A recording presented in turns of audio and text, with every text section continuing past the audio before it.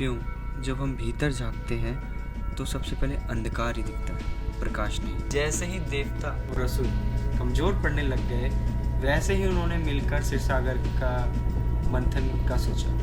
एक तरफ देवता जो प्रकाश का प्रतीक थे और दूसरी तरफ असुर जो अंधकार का रूप थे। जैसे ही मंथन शुरू हुआ, वैसे ही आपको पता है सबसे पहले उस सागर से क्या निकला? विष, जिसे हालाहाल भी कहा गया।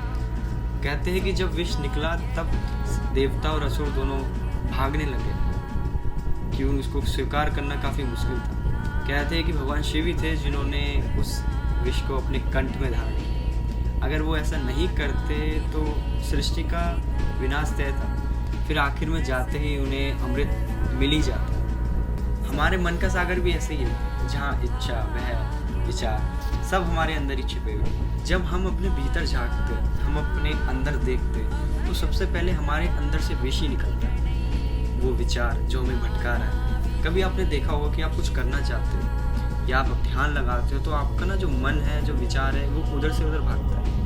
वो क्यों भागता है? वो विष ही है जो सबसे पहले निकलता है। कहते हैं कि अगर आपका मन उस काम से भटक रहा है, वो बार बार भाग रहा है, तो आप उसको उस जगह में लेके आइए, वो फिर भागेगा। लेकिन एक ना एक दिन वो उस स्थान पे आ ही जाएगा, क्योंकि वो उसको स्वीकार कर लेगा। वैसे ही जैसे भगवान शिव ने उस विष को अपने कंठ में स्वीकार किया। कहते हैं कि जो अपने भीतर के विष को समझ लेता है, वो एक ना एक दिन अमृत को स्वीकार हो ही जाता है।